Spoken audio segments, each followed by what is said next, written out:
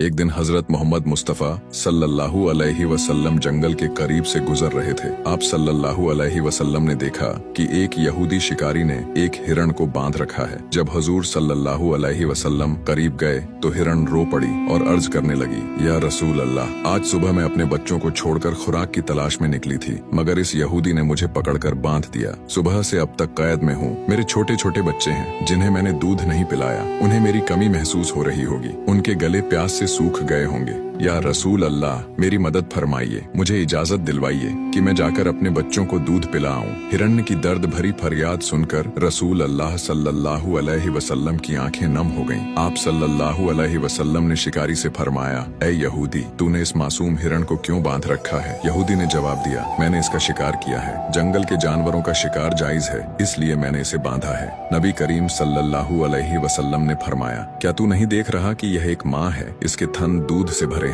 ये अपने बच्चों की मोहब्बत में बेकरार है। इसे छोड़ दो ताकि यह अपने बच्चों को दूध पिला सके। यहूदी ने गुरूर से कहा, मैंने बड़ी मेहनत से इसे पकड़ा है, मैं क्यों छोड़ दूं? आप सल्लल्लाहु अलैहि वसल्लम ने नरमी से फरमाया, इस माँ हिरण को एक बार अपने बच्चों के पास जाने दो, यह दूध पिलाकर वापस आ जाएगी। यहूदी हंसा और कहा, बंधा हुआ जानवर कभी वापस नहीं आता। अगर मैं इसे छोड़ दूं तो यह भाग जाएगी। जब आप सल्लल्लाहु अलैहि वसल्लम ने देखा कि यहूदी मानने को तैयार नहीं तो फरमाया, ऐ यहूदी, इसे आजाद कर दो और इसके बदले मुझे जामिन के तौर पर रख लो। अगर ये वापस ना आए तो मैं हमेशा के लिए तुम्हारी कैद में रहूंगा। यहूदी ने शर्त मान ली। हिरण्य को आजाद कर दिया और रसूल अल्लाह सल्लल्लाहु अलैहि वसल्लम वहीं बैठ गए। हिरण्य जंगल की तरफ दौड़ती हुई चली गई। कुछ घंटे गुजरने के बाद यहूदी तंजिया अंदाज में कहने लगा, क्या हुआ हुजूर? आपने कहा हिरनी वापस आएगी, लेकिन वह तो अभी तक वापस नहीं आई। आप सल्लल्लाहु अलैहि वसल्लम ने फरमाया, सब्र करो, वह जरूर वापस आएगी। इतने में हिरन अपने बच्चों के साथ दौड़ती हुई हुजूर नबी ए अकरम सल्लल्लाहु अलैहि वसल्लम के पास आकर बैठ गई। यहूदी शिकारी यह देखकर हैरान रह गया।